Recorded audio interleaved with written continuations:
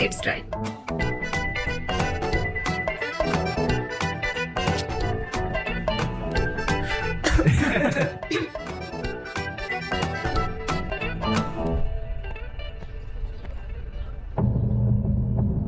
কি করে খাস এসব চারিপাশ?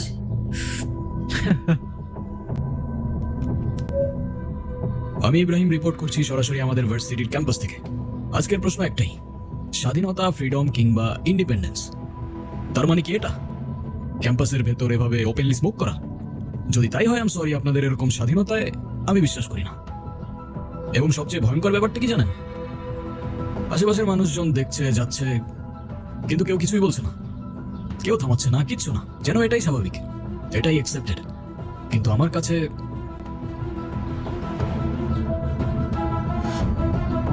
দোস্ত, ওই ছেলেটা আমাদের দেখে ভিডিও করতেছে কেন?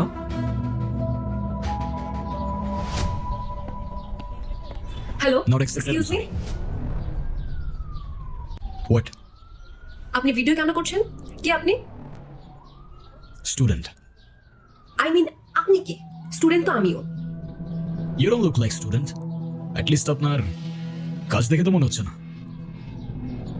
আপনি পারমিশন ছাড়া আমার ভিডিও কিভাবে করতে পারেন? আমি আপনার ব্যাপারে ডিপার্টমেন্টে কমপ্লেইন করব। ওকে ফাইন, গো হেড, করেন কমপ্লেন। হুম?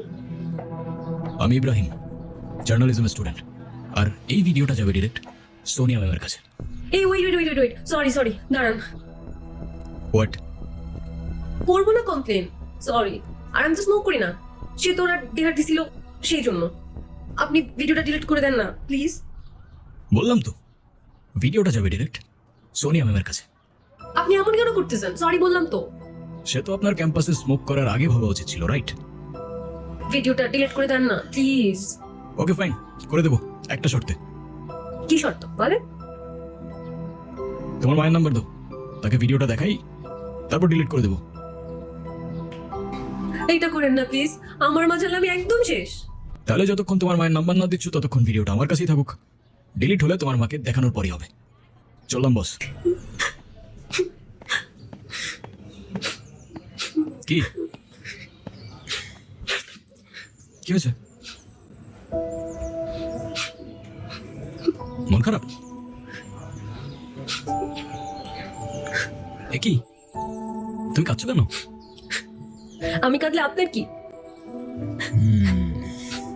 ওকে, কি? আপনি আমার মায়ের নাম্বার চেয়েছিলেন না, নেন, যা খুশি বলেন, ভিডিও দেখান, যা ইচ্ছা করেন। আন্টি আয়শার ব্যাপারে আপনাকে কিছু